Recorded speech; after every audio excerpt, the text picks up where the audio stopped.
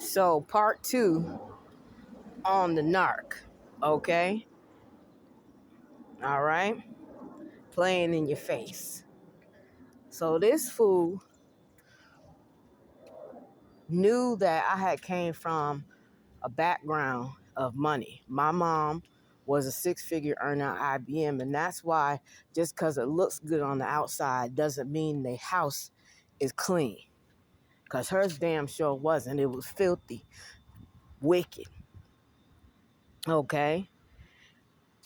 And so once I started working again,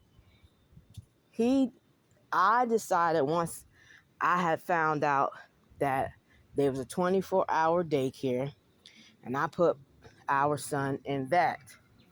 Okay, signed him up, filled out the paperwork. He didn't do shit. Okay, he paid a few bills every now and then towards that, but then stopped, of course, because he didn't have a job. But before he lost his job, this is how good the Most High is.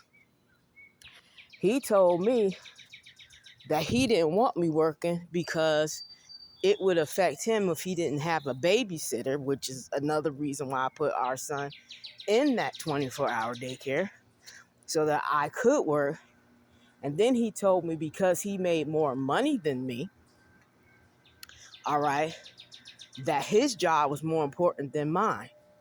Because, back in the day when you first starting out as a teenager, young, don't have any experience, and somebody else does, of course they're going to pay them more, you would think. Okay. First met him. He started out as an assistant manager at a clothing company. Then moved up to a store manager.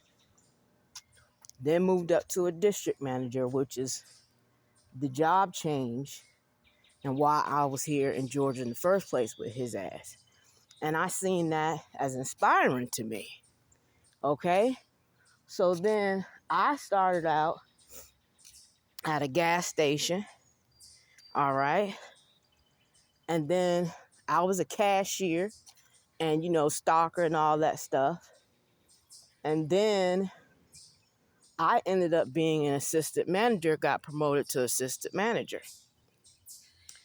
I was able to transfer with that company as an assistant manager here in Georgia.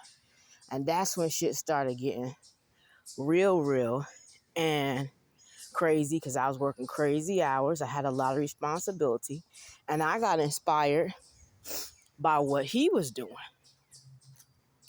Then, once I became that assistant manager, he started getting jealous because not only was I making my own money from the jump, taking care of business with our son, I was moving up in the ranks and he wanted to keep me down. So when he started acting a fool like that, he lost his goddamn job. Plus he was out there cheating anyway. And as a result, the Most High worked so good that he lost his damn job, his benefits. And when he finally got another one, he had to go work at a parking company as a damn whatever he started out with and then became an assistant manager. Now, ain't that something?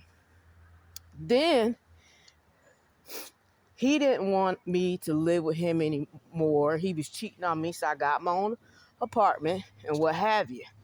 I've been in Georgia for at least 20 years, I would say. And, fast forwarding, I had to go stay in a shithole, but it was with roaches and leaks and mold because it was all I could afford being a single parent and him not having a job. Once he knew I had a job, now all of a sudden he wanted to get back with me. Once he knew I had a place, all of a sudden he wanted to play like he was always the good Samaritan and steward towards me in the relationship. Basically, he just came back to use me because he was losing all his shit and he wanted to shack up with me and run the same bullshit again. Anyway, the bitch he was cheating on me with was in and out, up and down with her goddamn life and coming in and out his life, trying to stay and shack up with him and all this stuff, sleeping on his couch that made it to the bed, all these things. And he was taking care of raising her children with her, all while I had mine because, the children was with her, but I had mine. And I'm not saying he didn't step it up as a dad or wasn't in his child's life, but it ain't the picture that needs to be painted. So what ended up happening was later on down the road, this fool and all five of them, because I went to go send our son to go live with him. It's his turn to take care of him. It's his responsibility as well. They end up all in a 1-bedroom shack attached to another shack, okay, and was all in there together. Couldn't even afford a 2-bedroom. Meanwhile, I could. I ended up being blessed, moving to Buckhead, got us a 2-bedroom apartment, me and my son, and the plan was, because I wasn't with him at the time, I had started another relationship with this other narc, moved us in the apartment, okay, brought his sorry ass with me because he, first of all, was hightailing it, especially, this is the second narc, when he saw where I lived and the luxury I was living in, after leaving his ass behind in a roach-infested apartment that we lived in for at least 7 years until got our shit together. But I'm going to tell you why that happened. All right? Made the mistake of doing that. He brings his shitty ass behavior over to our new apartment. Then all of a sudden, my baby daddy finds out through our son that I live in Buckhead. Now he want to drop him off and pick him up and come in and see how, all the bullshit. All right? But you wasn't supporting me when I was coming up and I had to make it. You wasn't supporting me when I was making $7, $8, $9 an hour, $11, $14 an hour. No, you wanted to come around when a bitch started making $40, $50, $60,000 a year. Yeah, okay, take it there and try to take it there. Now all of a sudden you want to be the best of friends and all the bullshit they could muster. I'm just trying to tell you. Okay, but getting back to that shack that he was shacking up with that bitch, okay, they bum ass fucked around and lost the goddamn shit and became homeless. So, the Most High is good.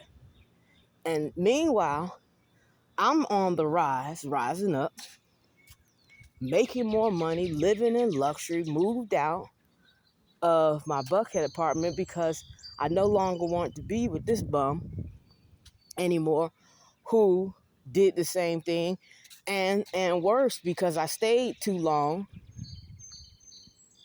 He didn't want to leave because I was the best thing he had, and so on and so forth, and just fucked up or tried to fuck up my entire life. Stay tuned for part 2. 3.